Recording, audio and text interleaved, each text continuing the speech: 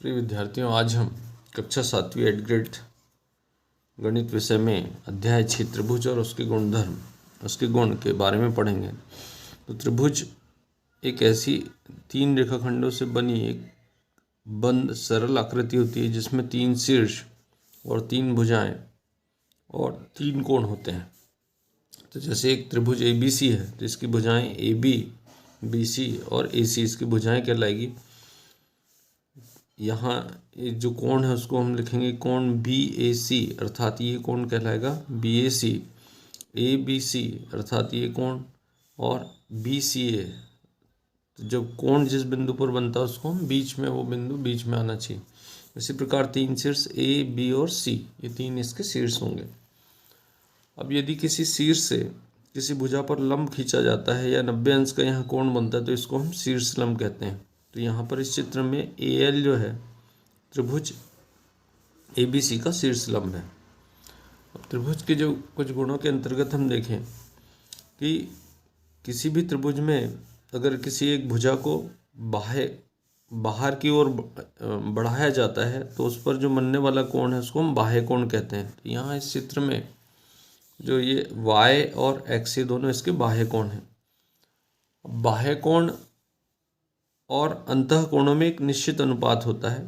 तो कभी भी किसी त्रिभुज के बाह्य कोण की माप उसके 2 सम्मुख अंतः कोणों के योग के बराबर होती है। तो अर्थात जैसे यहाँ पर हम देखें ये 120 अंश का है तो इसके अंतः सम्मुख जो कोण होंगे 50 अंश और 70 अंश, इन दोनों के योग के बराबर होगा। तो इस प्रकार से हम कह सकते हैं कि कोण जो ACD है, ACD कोण, ये कोण A धन कोण B के बराबर होगा। अब हम एक गतिविधि के द्वारा इसको कर सकते हैं कि एक त्रिभुज को अगर काटा जाए और काटकर उसके तीनों शीर्षों से जो बनने वाले कोण उनको अगर एक साथ मिलाकर रखा जाए तो ये तीनों का योग 180 अंश होता है। तो इसके आधार पर हम कह सकते हैं कि त्रिभुज के ये तीनों कोण मिलकर एक कोण बनाते हैं जिसकी माप 180 अंश है। तो इसके आधार पर हम ये कहेंगे कि त्रिभुज के तीनों कोणों का योग कभी भी 180 अंश होता है, चाहे त्रिभुज किसी भी प्रकार का बना हो। भुजाओं के आधार पर हम त्रिभुजों को देखें तो यहाँ जिस त्रिभुज में अगर 2 भुजाएं बराबर हो तो समद्विबाहु कहलाता है। अगर किसी त्रिभुज की तीनों भुजाएं बराबर है तो समबाहु त्रिभुज कहलाता है। यदि किसी त्रिभुज की 2 भुजाएं बराबर तो समद्विबाहु त्रिभुज कहलाता है। यदि किसी त्रिभुज की तीनों भुजाएं आपस में बराबर ना हो तो विषमबाहु त्रिभुज कहलाता है। तो इन्हीं के आधार पर हम देखें कि यहाँ जैसे ये चित्र दिया गया है तो इसमें 3, 5 और 7 सेंटीमीटर है तो ये विषमबाहु है। यहाँ 3 और 5 है तो 2 भुजाएं बराबर तो समद्विबाहु है। यहाँ पर 2, 2 और 3 है तो ये समद्विबाहु है। यहाँ चारों भुजाएं समान है तो ये समबाहु त्रिभुज है। यहाँ 8, 3 और 7 है तो ये विषमबाहु त्रिभुज है। हम इस पर आधारित सवालों में देखें, पहला प्रश्न है कि समबाहु त्रिभुज के एक कोण का माप। तो ये समबाहु त्रिभुज में तीनों कोण 60 अंश के होते हैं इसलिए इसका मान 60 अंश हो जाएगा। दूसरा प्रश्न है कि 3 रेखाखंडों से बनी एक बंद सरल आकृति को हम त्रिभुज कहते हैं। तीसरा प्रश्न है कि एक त्रिभुज में माध्यिकाएं होती है तो एक त्रिभुज में कितनी माध्यिकाएं हो सकती है? तो 3 माध्यिकाएं हो सकती है।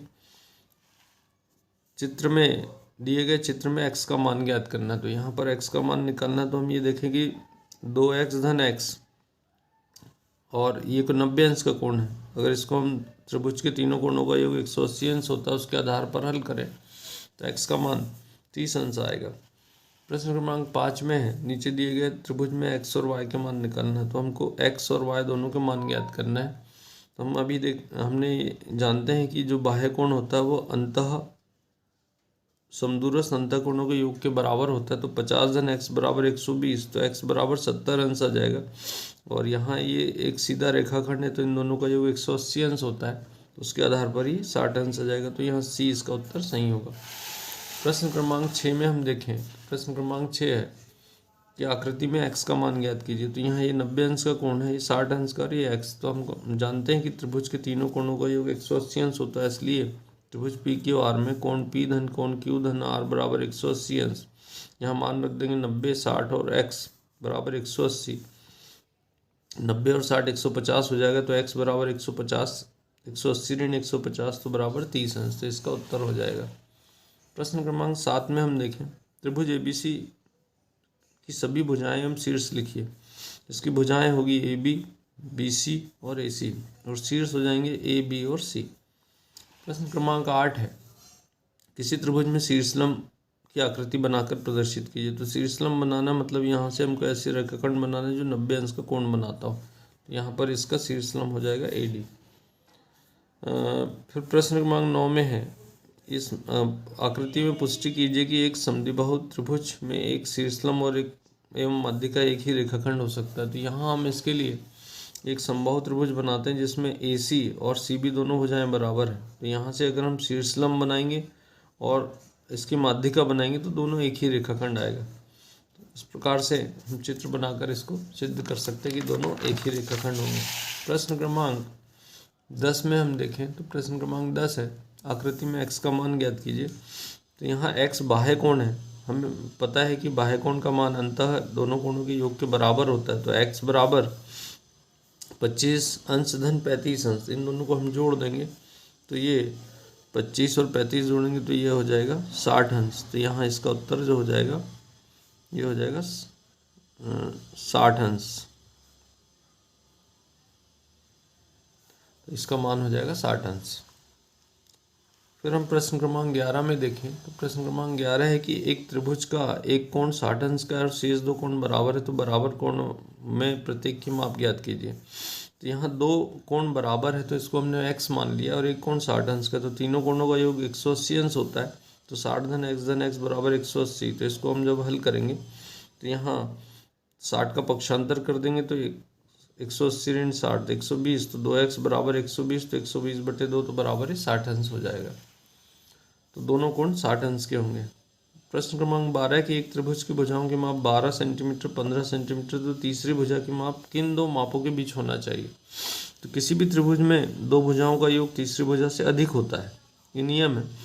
तो यहाँ इसलिए तीसरी भुजा की जो माप होगी या तो इन दोनों भुजाओं के योगफल अधिकतम इतनी बड़ी हो सकती है, या छोटी से कम 15 ऋण 12 बराबर 3 छोटी हो सकती है। तो अर्थात इसकी माप 3 सेंटीमीटर से लेकर 27 सेंटीमीटर के बीच में हो सकती है। प्रश्न क्रमांक 13 में हम देखें कि एक त्रिभुज की भुजाएं 3 सेंटीमीटर 4 सेंटीमीटर 5 सेंटीमीटर लंबी है। निर्धारित कीजिए कि वह एक समकोण है। तो समकोण त्रिभुज में कभी भी कर्ण का वर्ग आधार का वर्ग धन लंब के वर्ग के बराबर होता है। तो कर्ण या सबसे बड़ी भुजा को हम कर्ण कहेंगे। तो 5 का वर्ग बराबर 3 का वर्ग धन 4 का वर्ग। हम देख रहे हैं कि यहाँ 5 का वर्ग 25 होता है, 3 का वर्ग 9, 4 का वर्ग 16, 16 और 9 25 होता है। मतलब इसका जो LHS या बायां पक्ष है और इसका RHS या दाहिना पक्ष, दोनों पक्ष बराबर आ रहे हैं, अर्थात ये एक समकोण त्रिभुज होगा। प्रश्न क्रमांक 14 में हम देखें तो प्रश्न क्रमांक 14 है कि एक पेड़ भूमि से 5 मीटर की ऊंचाई से टूट जाता है, उसका ऊपरी सिरा भूमि को आधार से 12 मीटर की दूरी पर छूता है। तो पेड़ की पूरी ऊंचाई ज्ञात कीजिए। तो हम मान लें कि पहले जैसे एक ये AC एक पेड़ था और ये 5 मीटर ऊंचा, मतलब B बिंदु से टूट रहा है। यहाँ से टूटकर ये ऊपर का A सिरा यहाँ पर आ जाता है D पर। अब ये इस प्रकार की जो आकृति एक समकोण त्रिभुज है, तो हमें पेड़ की कुल ऊंचाई ज्ञात करना है। तो यहाँ पर हम त्रिभुज BCD में पाइथागोरस प्रमेय का उपयोग करेंगे। तो BD का वर्ग बराबर BC का वर्ग धन CD का वर्ग। हमने यहाँ पर मान रखा BC का 5 और CD का 12। 5 का वर्ग 25, 12 का वर्ग 144, दोनों को जोड़ो तो 169 हो जाएगा। और BD का वर्ग है तो वर्ग का वर्गमूल निकलेगा, तो 169 का वर्गमूल 13 होता है, अर्थात यहाँ जो BD का मान है वो 13 हो जाएगा। और BD AB के बराबर है, तो इसलिए AB बराबर भी 13। तो पेड़ की कुल ऊंचाई 5 धन 13 बराबर 18 मीटर उसकी कुल ऊंचाई हो जाएगी। प्रश्न क्रमांक 15 में है, किसी त्रिभुज के तीनों कोणों में 1:2:3 का अनुपात है, तो त्रिभुज के तीनों कोण ज्ञात कीजिए। तो त्रिभुज के तीनों कोण 1:2:3 है, तो हम मान लें पहला कोण 1x है, दूसरा 2x है, तीसरा 3x है। अब तीनों का योग तो 1x धन 2x धन 3x बराबर 180 अंश। 3 और 2 5 और 1 6, तो 6x बराबर 180, तो x का मान 30 अंश हो जाए 30 आ जाएगा। तो पहला कोण 1x था तो 1 गुणित 30 बराबर 30, दूसरा कोण 2x था तो 2 गुणित 30 बराबर 60, और तीसरा कोण 3 गुणित 3 बराबर 90। इस प्रकार से 30 अंश 60 अंश और 90 अंश ये तीनों कोण हो जाएंगे। तो सभी छात्र इनका बार बार अभ्यास करें, अच्छे से समझ लें और जानकारी को शेयर करें। धन्यवाद।